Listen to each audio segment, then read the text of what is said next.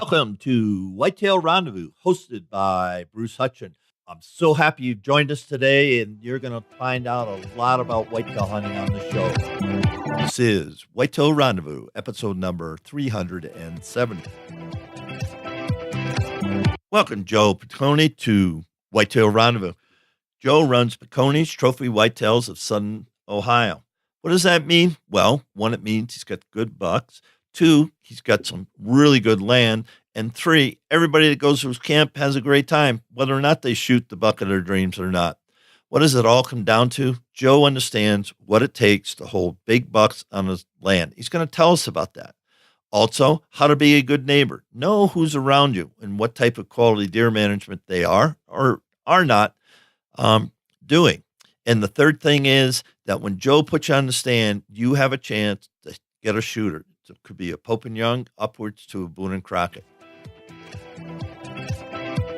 It's never too early to think about food plots. Whitetail Rendezvous has an ebook for you. Just simply text 33444 food plot to get your copy. Welcome to another episode of Whitetail Rendezvous. This is your host, and we're heading to Ohio, actually Athens County, Ohio, and we're going to meet up with Joe Pacconi of Pacconi's Trophy Whitetails of Southern Ohio. Joe, welcome to the show. Hi, Bruce. How are you today? Well, I'm doing good. Thanks for letting me bend your ear in the warm up, and it's been quite a journey here at Whitetail Rendezvous. And in a couple of days, like tomorrow, we're going to be celebrating our second anniversary. So, thanks for being on the anniversary show. Sure, no problem. It's my pleasure, buddy. Thank you for having me. You know, Joe, I'm thinking about the people who come to your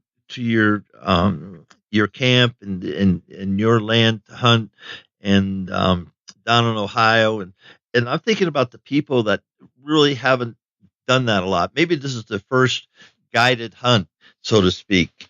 You know, what do you share with the people so they immediately get comfortable with your tips, techniques, stand sits, and the whole ball of wax? Let's just unpack that. And I'm a brand new hunter, so what are you going to do with me as soon as I hit camp? Oh, well, on an inexperienced hunter, I try to inform them everything that we try to do to kill a trophy whitetail as opposed to just killing a whitetail. As far as how we check the wind and or stand locations, making sure they can put the hours in is one of the biggest keys to killing one of these big deer, because obviously if you're not in a stand for a lot of hours or in the blind, then your chances obviously are way less than if you can put the time in. And what they can do to prepare themselves to put that time in. I think it's the most important thing is for them to be able to put the time in the stand or blind that we recommend them to sit in. And just teach them the little things, you know, like I said, the wind and having the proper equipment to hunt these big deer. Obviously, we want them to have, you know, the proper bow or firearm to be able to put a big animal like we're hunting on the ground. And just making sure that they're filled in on everything about hunting trophy whitetails. How do you get them to view and to estimate what a trophy whitetail is? Because a lot of these guys, they might have been shooting spikes or fork horns or 1.5-year-old branch or 2.5-year-old looking pretty good 8 or 10 pointer, or even a 3.5-year that getting up near 120, 125, and that's a great deer, but maybe we want him to be in the gene pool, so we're going to pass on him. Do you have any, set things that you talk it out with people or show them, okay, this is the type of buck you're looking for? Sure. Everyone knows I'm pretty much a trail cam fanatic, with all my website pictures and Facebook pictures. I show them trail cam pictures, what we're looking for, what a trophy a mature deer's body actually looks like, with the belly sagging a little bit and the full chest and, just a heavy muscular deer as opposed to a 2.5-year-old buck what their bodies look like. And then obviously the rack size, we show them pictures of what a 125-inch deer to 150-inch deer looks like, so that when they're in the stand and the opportunity presents itself to them, that they can make the proper decision and harvest the right type of buck that they came to Ohio for. If a person's never seen a 125 Pope and Young buck, it's got to get exciting for them, I would think, if they're sitting in the stand, all of a sudden here comes a 10-pointer, and they're going, oh my goodness, and maybe it's only a 2.5-year-old deer. It's not quite 125 Pope and Young quality. Well, that's where the pictures come into play, Bruce. We've shown the pictures and the body sizes, what they look like on the hoof, live from a trail cam. And we just hope when that moment comes that they go back in their mind and remember the stuff that we told them and the pictures we showed them. And we hope that they make the right decision when the moment of truth comes in front of them. Now, when new people come into the camp that haven't been there before, do you set them up on a range and determine their max shooting distance? Yeah, usually we'll have a target set up and guys will come out and shoot. But usually people are prepared when they come on a hunt like that. They're usually shooting at home and stuff. So that never really comes into play as any type of problem for us usually. Usually everybody that comes to my place, they can shoot a quarter, at 40 yards, or a pie pan at 50. Keep it in the nice group. But usually guys are, shooting at home. If they're coming on a paid hunt, they're usually prepared and ready to go. When you think about preparation, what's your advice to somebody never been to your camp or never been to anybody's camp as far as getting geared up? Well, I usually tell them to try to get, a quality bow or crossbow or firearm, number one. And then to practice with it, 5-6 months before you come to my place. Have your weapon and be practicing with it 2-3 days a week. And, as the 5 or 6 months go by, they'll be ready to go whenever they step into the woods with that weapon.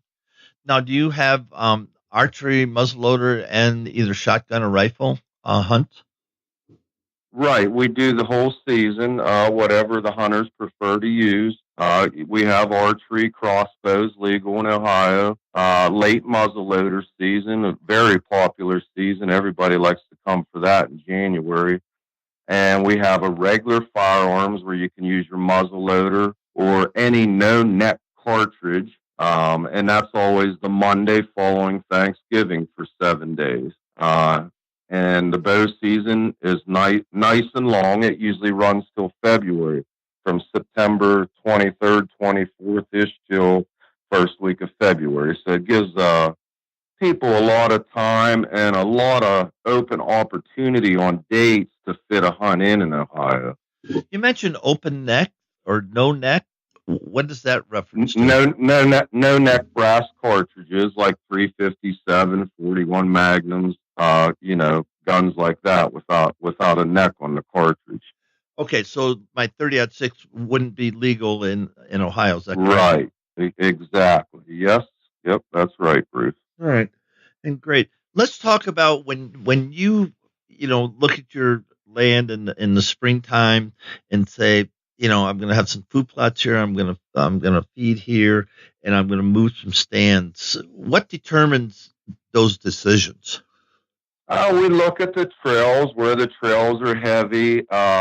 If it's a property that we hunted before, we go a lot on past experience where the hunters seen the deer while they were hunting in the stand or blind where they saw movement. We may need to move a blind or stand 50, 60 yards in either direction, or hunters might tell me that they were winded in a certain area quite often. So we figure out how to change something to put the wind in our favor. Wind always plays a big factor when you're hunting these deer over 3 years old. Their nose is the key weapon for sure. And topographical maps, we try to see where, you have draws and ravines, and flats, because where we hunt's a lot of steep wooded area, and the deer usually like to get on top. So we try to find, flats and tops where we can get the hunters set up in blinds or stands, and where they got some acorns, that plays another big factor. White oaks, water, wherever there's a creek, got to have water too. So just multiple things that we look at and determine where we're going to set up our blinds and stands for our hunters. Now you told me, excuse me, you told me before that you bait. So baiting is legal in Ohio during the whole hunting season. Absolutely, and it's only legal on private land, Bruce. It's not legal on the public properties. So that kind of keeps some bucks on your land, especially depending on who your neighbor is. Is that correct? Sure, it really helps us keep the deer on our properties. And when we pick out a property that we're going to hunt, we try to look at topographical maps and pick an area that's against a lot of acreage, a lot of big timber, where we can draw the deer out of the timber. Even if we only have a 30-acre piece, we can still, as long as it's against 1,000 acres of big woods, we can bring the deer onto the ground that we're hunting. Now, will they go back to, let's just say it's either Forest Service or state forest? Will they go back to bed, or can you just hold them within a quarter mile of your food source? Usually the whitetails will hang close to the food, Bruce. I would say most deer bed within 1,000 yards of the food. So as long as we start feeding, the key is I start feeding in July. So by the time October rolls around, the deer pretty much are locked into where I'm feeding them. They're staying right in that area. And that's a big key, is starting to feed early like that, as opposed to throwing some corn out a week before the season starts and thinking you're going to hold the deer in your property. It's not going to happen. 5-6 months ahead of time, the deer get in a routine. They're comfortable. They're not being hunted. They'll stay in that area. They'll stay within 1,000 yards of the corn pile or food plot, whichever one you have there, or both. And it'll hold them. They'll stay right there. But the key is starting to feed early. Now, you just mentioned food plots. So you have food plots as well as bait piles on your land?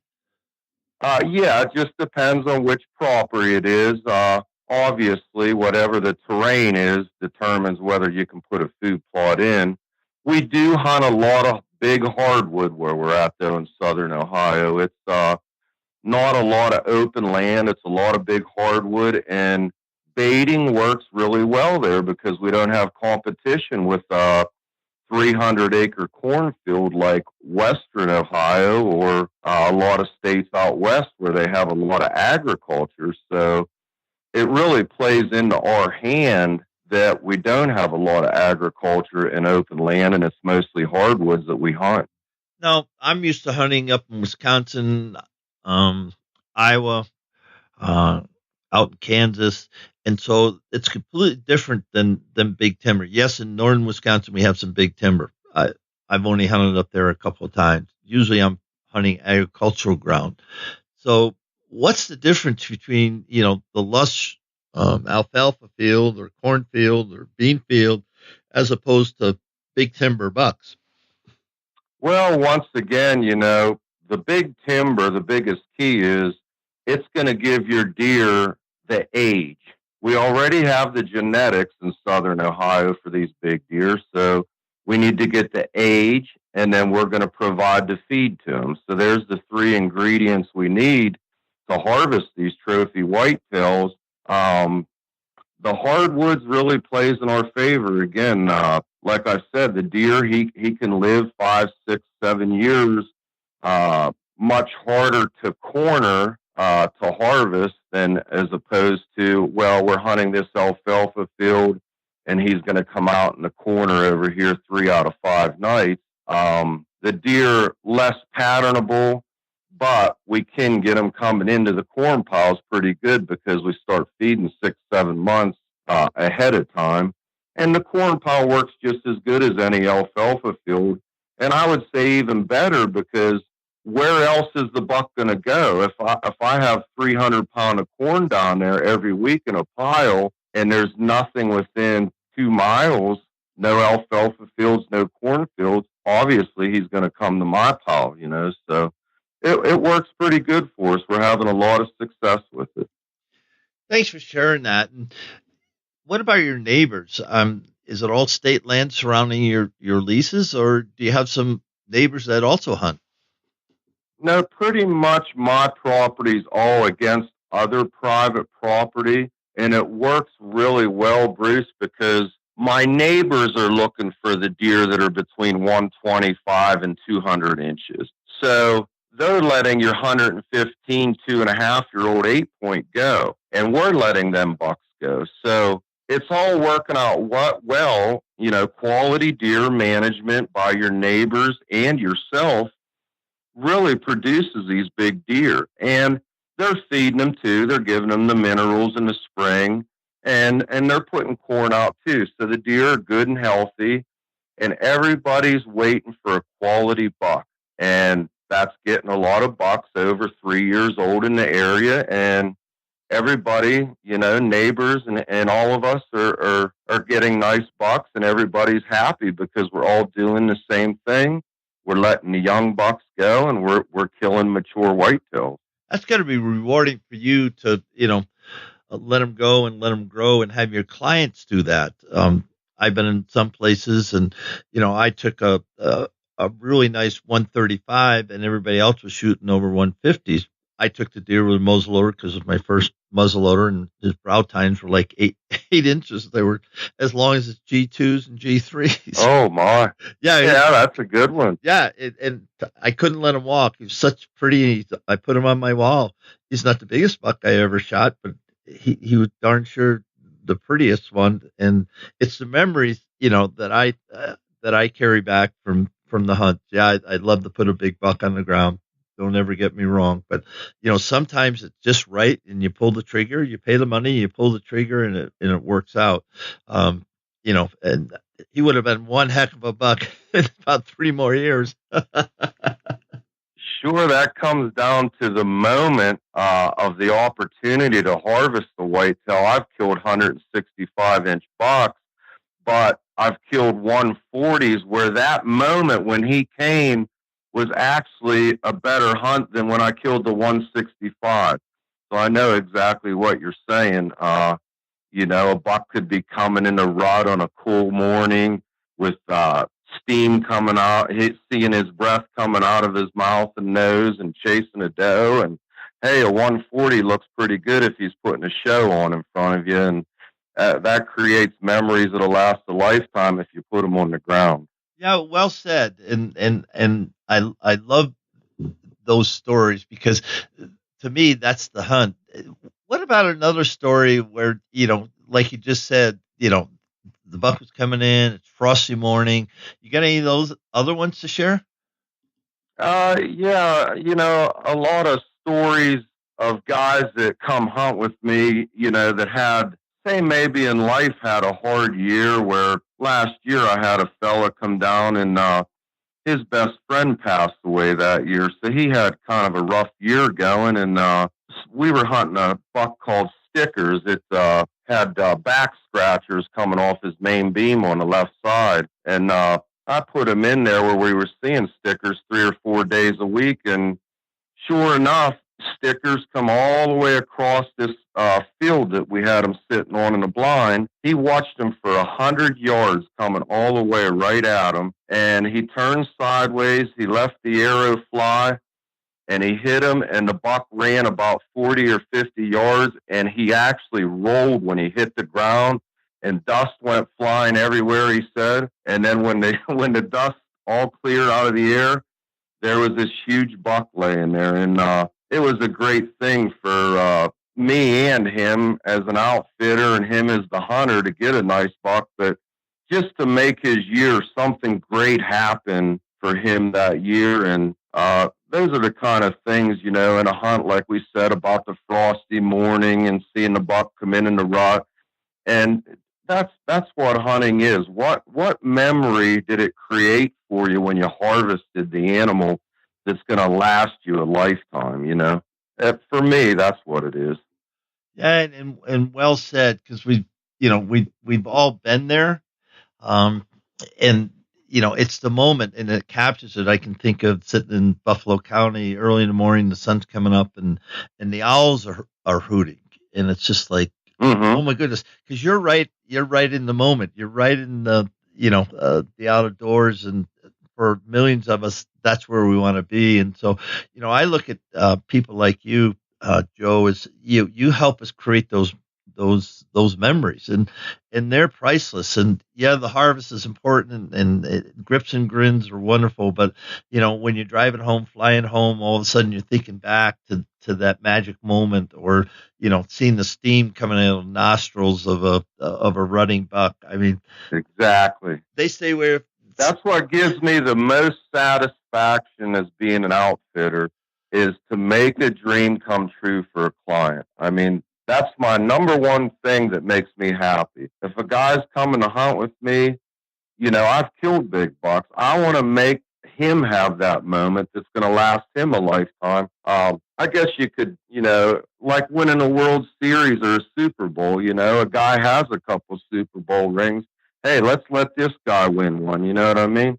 And it's just a great feeling to see that dream come true when it actually happens and you're together with the buck taking pictures, and you just see the happiness in the hunter's face, and he's thanking you and shaking your hand. It's just the greatest thing.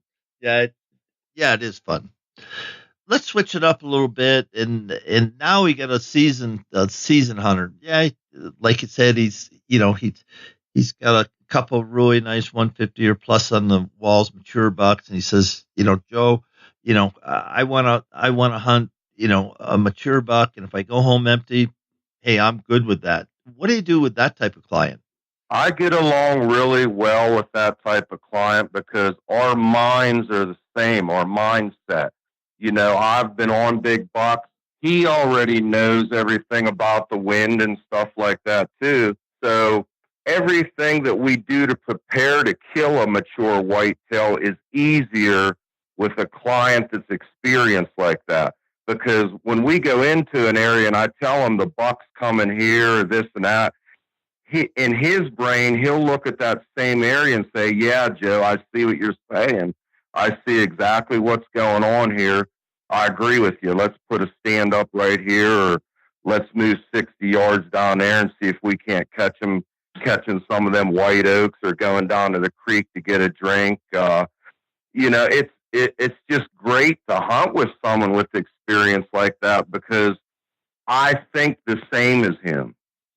I'm just putting him in an area where the big buck is, that his brain as a hunter with his experience is pretty much on the same wavelength as mine as we go to hunt an area. So it's easier for me as an outfitter to hunt with a guy like that. And I still get the same satisfaction as an inexperienced hunter, because when that buck hits the ground, that guy's never killed a buck that big before, so the kid comes out in him, the happiness and the whole shebang, and it's just a great thing when it all comes together, even with an experienced hunter.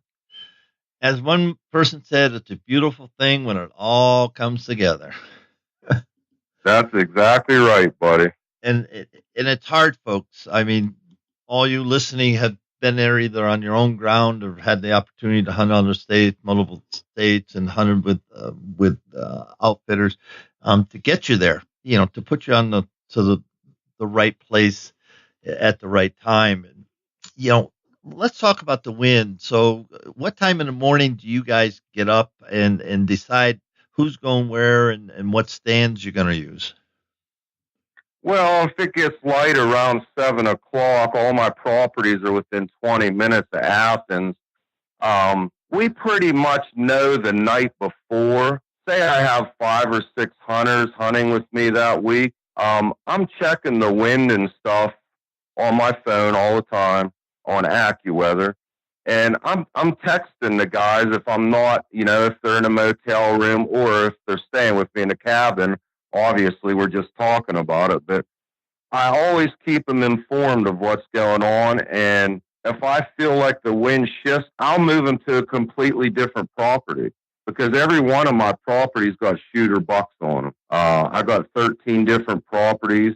It's nothing for me to have 2 to 4 shooter bucks on 13 different properties. So you do the math. There's 30 shooters for guys to hunt. And that's pretty good in a season instead of having one continuous 800-acre piece and us having 5 bucks to hunt all year. So having multiple properties, multiple stand sets, multiple blind sets, helps us all, me as an outfitter and the clients that come hunt with me to get them in the right spot to maybe harvest one of these trophy bucks. And it's exciting for you to kind of game plan with the people because you set the anticipation when you do it very well with your trail cameras. Then you'd say, we're going to sit the saddle stand or the crooked oak stand or the spring stand, however you name your stand, and the people get in tune with what you're trying to do, and then you say, okay, here's kind of the inventory. Here's the hit list. If you see these 3 deer at this stand, just drill them. Don't even think about it. And you got the right their rack frame and everything. Is that kind of how you do it? Yeah, they know what bucks are in the area because every week on Facebook from July on, when the bucks are fully developed in velvet, every week, and you've followed me enough now. Every 7 days, I have updated pictures on that Facebook page. So guys that are booking hunts with me a year ahead of time already know what's on my properties. Yes, we get roamers is what we call them when we get a buck that we have no picture of or no pattern of or never seen. Out of 4 bucks that we kill, we usually get 1 roamer. And that's another beautiful thing about hunting the area that we're in is every ridge has 3 to 4 bucks between 125 and 160 on them. So if a buck gets out of his area, we could kill something that we've never seen. And it happens. Like 1 out of 4 is pretty good chances of you getting a buck that we don't know about. And then plus all the bucks that we do know about are in the area. So gives the hunters a lot of confidence that hunt with us, that we're able to produce these pictures. We're able to thank God in heaven that we can even get daylight pictures of a lot of bucks. If you look at my pictures, 50% of them are daylight. I don't know where else you can go hunting in the country where an outfitter can show you 50% daytime pictures. Let's sit right here and talk about that because we all know, and we've seen bucks all summer on the trail cameras, and then all of a sudden September comes and they're gone. They change their feeding habits, or they're just gone, and you don't see them until the wintertime. They're still there, but they just become invisible, if you say. But now I hear you saying, and I've seen it, folks. He's got daylight pictures of shooter bucks. Why do you think that is? I think it has to do, Bruce, with a lot of the private land. The biggest thing is unpressured. So it gets back to where I got the multiple properties. Say we have 6 guys come in for 5 or 6 days. We may only hunt 4 of them properties. Well, then we let those 4 properties that we hunted that first week rest for 2 weeks before we go back to them. So the key thing is the pressure. You can make a buck nocturnal so fast by pounding the woods, putting human scent in there, making him wise. He's going to do what he has to do to survive.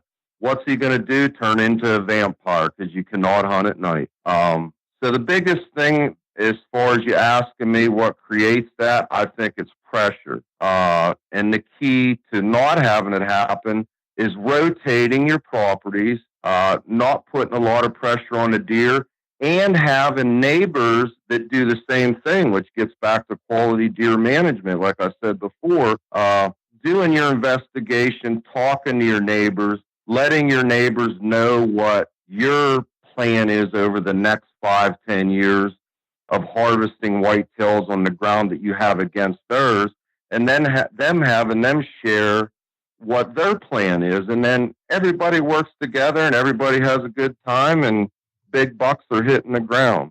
Yeah, good times, and you manage it very well. Let's talk about a little about your management techniques. We've talked about, your hit list, and you have 3 or 4 bucks on every property that are shooters. That doesn't happen by chance. How do you manage that?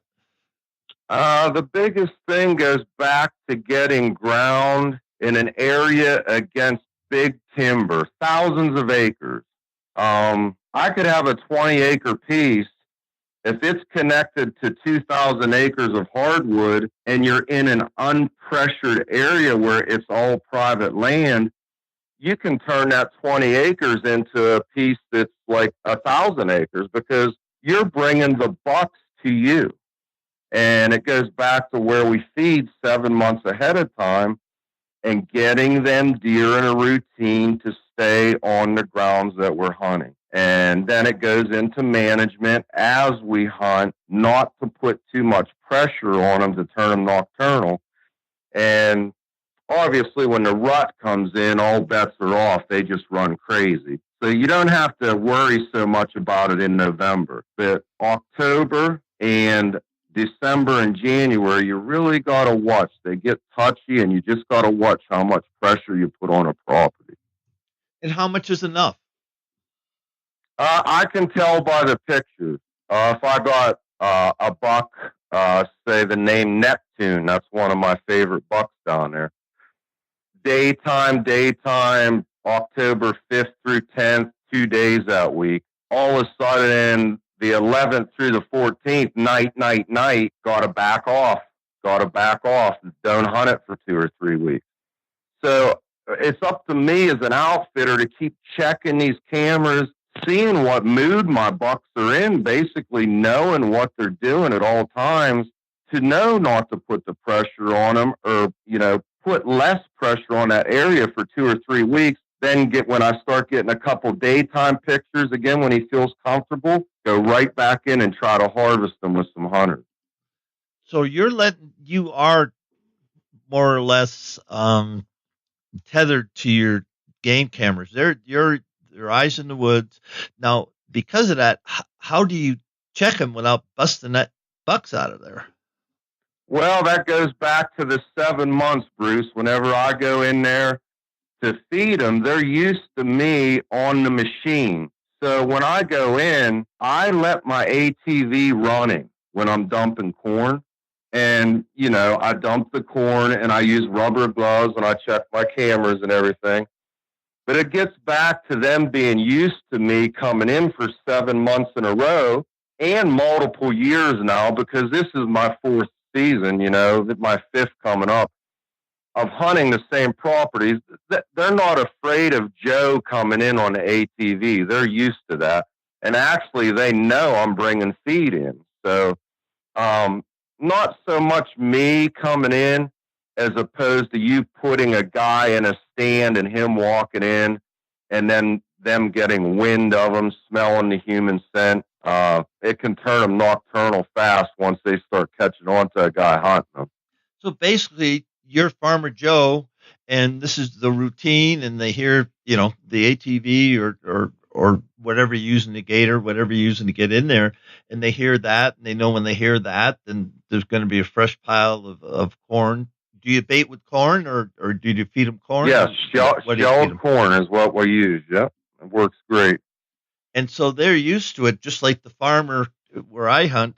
He can come out, and there's deer in the field, and he's spreading manure, or he's plowing some ground, or cutting hay. It doesn't matter. And they just kind of stand there and look at him and go, oh, yeah, there's Eddie in the traffic, in the tractor, and doing his thing. And they really don't care. You can see them flick their tails, and their posture is not alert. It's just, oh, okay, we've seen him 1,000 times. Yeah. And this is what he's doing. Okay.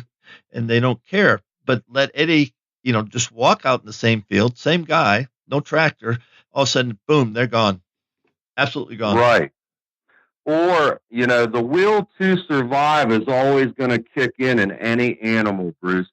So, say that buck is being hunted a week before that, and a guy maybe had an encounter with him and missed him or something. It might be 2-3 weeks before he's comfortable enough to come in daytime to that corn pile. He'll sit out there 1,000 yards away and listen to me dump the corn and stuff, but the will to survive will still kick in, and he will wait till it's dark to come in. So, it still gets back to, is that deer unpressured and comfortable enough to move at daytime? And all bets are off in the rut. All bets are off in the gun season, because you could have guys walking around and bounce a buck and make a move in the daytime. But like I said, typical September, October, December, January, if that buck is too pressured, he's not going to move in the daytime hours. Yeah, it's fascinating. Here we are rolling along and talking about managing, your properties effectively. And you got something going on, because I know some friends that head down there and shot some, wonderful deer and had some great experiences, because you have some good places to stay. And then what's the roadhouse right across the street from some of your cabins? Yeah, we have several options for clients. They can stay at the Knights Inn on State Street in Athens, Ohio, and it's only $60 a night, and there's 2 beds in a room. So two guys usually come together to hunt anyway. $30 a piece, and after they're done hunting, they can walk across the street to Texas Roadhouse and Shade Sports Bars there too to watch football, and they have great chicken wings and prime rib and everything. And all the properties are within 20 minutes of Athens, so that works out well. And then if you want the cabin atmosphere, we have cabins also, Lake Hill Cabins. Shelly Rex runs those. They have kitchens, full kitchens in them, and hot tub. They sleep 4, so $150 a night divided by 4 guys. You're looking at very affordable hunt. And Ohio out-of-state license is only $150, so that's pretty cheap as opposed to other out-of-state license. Yeah, it is. I know Kansas, all in, it's pretty much over. It's over $500. In Kansas, Wisconsin's 125, something like that. And Okay. that's another thing, folks. When you think about your hunt, there's a lot of aspects to it. One, you got to book your hunt, reservation, deposits, all that. That's done now, or should have been now, or even earlier. But then you got to get there.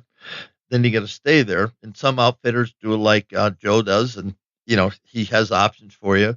And you're going to roll your own meals. So if you like to cook, bring a cooler and cook or whatever you need to do. But count the cost. And I tell people all the time, come to Colorado. The most inexpensive part of the whole hunt is actually booking the hunt, because. And I'm throwing in all the gear, because if you don't have the right gear for Colorado, you got to get new gear, and it just goes on and on and on. So hunting is expensive. So, plan ahead, plan a year ahead. Say, hey, I want to hunt Ohio. It's going to cost me X, Y, and Z, and then travel time and time off of work. And so figure it out and make plans. And that's the biggest thing I see where people get into situations. They didn't plan for that to happen, and stuff happens. As soon as you leave your house, a couple other nice things happen. About hunting Ohio, Bruce, is we have Sunday hunting is allowed in Ohio, and our season is long. It starts in September 24th and ends around February 5th. So you have a lot of time there to figure out a hunt in your schedule, and you can start a hunt on a Thursday and end it on a Tuesday and only use 3 vacation days, because Saturday, Sunday, you're off anyway, and you can hunt Sundays. So that's what makes it nice for hunting Ohio, having the long season, having Sundays, cheap out-of-state license. And with me, you can have the cabin atmosphere, or you can have staying in the motel, being in town by the restaurants. But no matter which option you choose, we're going to have you within 20 minutes of hunting a big deer. Yeah, that's exciting thing. Hey Joe, how do people get a hold of you? Where's your website, Facebook site? What's your email address? If you Google Pacconi's Trophy Whitetails of Southern Ohio, you'll see my website. It's Pacconi's Trophy Whitetails of Southern Ohio under Hunting Top 10 Outfitters. And my Facebook page is Joseph Pacconi, Washington, PA. And people can go on there, and that's the page that I post the trail cam pictures every week from July clean to February. Every 7 days, new pictures. I check the cameras and update them, and that's really become a popular thing. If I miss 1 week, believe me, my phone's burning up. Hey, did you get down there and check the cameras? And it's really turned into a fun thing for everybody because there's hundreds of people involved, viewing these trail camera pictures on my Facebook page, and they actually look forward to it every Sunday. Oh, I wonder what Joe's going to have on the cameras. And I like it too. I like being able to do that. And I get as much excitement getting a big picture. I mean, a picture of a big buck as opposed to killing them anymore. Let's visit the difference between hunting mature bucks, 4.5 years and older, on private land versus public land. What's the big difference and why the advantage really rolls with the private landholder? Well, when you go hunt public land, Bruce, you don't know who else knows about that big buck, number one. You may drive clean to Ohio from Michigan to hunt public land because you know of a certain big buck on it. But all of a sudden, you're up in a tree, and here comes 3 flashlights through the woods, and you just drove all the way to Ohio or flew to Ohio for this hunt, and some guy from New Jersey knows about the buck, and he blows your whole day up because he walks into the same spot. So there it comes again to pressure. When you're hunting a private land, it's regulated. I'm managing it. I'm controlling who hunts on it, how much they hunt a big deer. And I can always get you on unpressured deer on private land because that's my job. I mean, to get enough multiple properties, to keep things unpressured, to rotate guys, and to make sure everybody has a great chance of harvesting an animal. And I would say, numbers wise, 30 to 40% better chance of killing a big buck on private land as opposed to public. That's my opinion as an outfitter. Yeah, and I would agree because you can control it. Sometimes, if you have a lot of people hunting your farm, it gets a little squirrely. There's no question about it. But people, figure it out and sort it out. And everybody can't, hunt private land. They can't hire an outfitter or they can't lease land. And a lot of great bucks are killed every year on public land. But the one guy that I know, DIY, hunts all the time, multiple states. He gets as far away he can get from roads and parking lots. I mean, he'll go where people won't go, and that's why he kills the big bucks. That's why he kills the big bucks. So there again, it comes back to the pressure. He's getting back in far enough to where other hunters aren't willing to go, and he's maybe catching the deer that are less pressured than closer to the roads. Let's talk about your neighbors. You said you're fortunate to have neighbors. Everybody's got QDMA on the brain, or let go and let grow. What happens if there's a new neighbor and he's not so nice?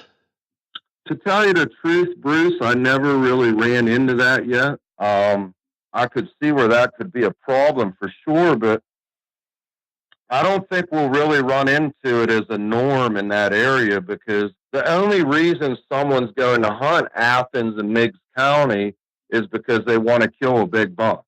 So, you're very seldom ever going to have guys going to hunt even like Buffalo County, Wisconsin, to shoot a 4-point. So, I mean, it could happen, but I don't think it's ever going to be the norm or frequently to where it's something that I have to worry about all the time. Does that make sense? Yeah, it does. And I'm fortunate to hunt Buffalo County every year. And, people are taking good deer, the bigger deer, the mature deer, the wall hangers, the 180s. I don't care where you hunt from Canada to Pike County or Kentucky, Ohio, wherever. They're hard to come by. I mean, there's no question about it. Do they exist? Yes. Are they there? Yes, they are. But you got to do a lot of right things to put them on the ground. Having said that, um, everybody knows the hot places in the country, and that's what sets the expectations, and that's what makes places like yours, Joe, um, so inviting, because you know that you're going to have an opportunity to see one of the biggest deer, or not, the one biggest deer in your whole life, just by sitting in that tree stand. There's only so many pockets in the United States that even produce these deer. And we're fortunate to be in one of them in southern Ohio. But the reason I mention these pockets is, do other states produce big deer? Yes, Tennessee just killed the biggest buck ever shot, in the last 20 years. What did he get it with? A bow down there last year? 200 and 50 inches or something like that? Well, I know a kid in west Iowa, and I just saw the replica of the deer. It's 283. He's got bones coming all over his head, and now the point I'm trying to make with this is, yes, he got that deer, and he got it in Tennessee, but Ohio, Illinois, Kansas, Wisconsin, Texas, 125 to 160s on every hill, 3 to 4 of them. Can it be done in other states? Sure, it can be done. But I'll take my chances sitting in a tree in these certain pockets in the United States that the history books have proven. Look at Pope and Young records. Look at Boone and Crockett entries. Look at Ohio Big Bucks Club entries. Look at the counties that these deer are killed in. You want to be hunting these counties. You don't want to spend time somewhere where you may get one buck out of every 20 years you hunt. And that's what I'm saying. You need to hunt the pockets in the United States that produce these big deer to make yourself more successful over the long run, killing multiple big bucks, than hunting somewhere like Pennsylvania, where I'm originally from.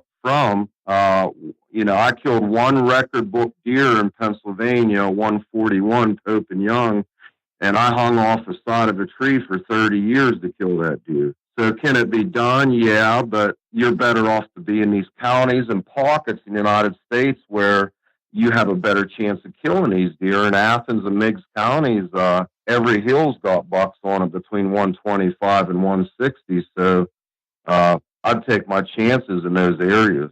And that's well said. And all you have to do is Google top Pope and Young counties. Forget the states; it's counties, or Boone and Crockett. Just Google that, and you're going to come up with lists and all the magazines. The Outdoor Lives of the world. They'll have. You want a big buck? Go here. And everybody can't get there. I get it. But if you do a lot of things that Joe has shared with us today, one, you can hold deer on your land. Obviously, if you're gonna bait, feed, however you want to call it, make sure you know the regulations where you live, and get on it. And the secret for Joe is the trail cameras, because he's got an inventory, and it's just like going into your favorite restaurant, saying, what's on the menu today, and you might think that's kind of funny, but every single place I've ever hunted, they will do just what Joe has done. They'll say, okay, this is what we're seeing on side bet. We're seeing this on broken limb. We're seeing this over here at Bob's Hollow. We're seeing this. And so if you hunt a place long enough, you kind of start to learn it, and you go, I really like side bet. That's where I want to hunt, because if I hunt that with the right wind, I know that buck's going to come right down that fence row, and I'm going to have a good chance at him. But folks, that takes time and that takes investment on your part to put yourself to that place. So with saying that, Joe, why don't you give some shout outs and we're going to wrap the show. Okay. Like I said, all you have to do is Google Pacconi's Trophy Whitetails of Southern Ohio, and you'll see all my links for Facebook and my website, which is Pacconi's Trophy Whitetails of Southern Ohio under Hunting Top 10 Outfitters. And my Facebook page is Joseph Pacconi, Washington, PA.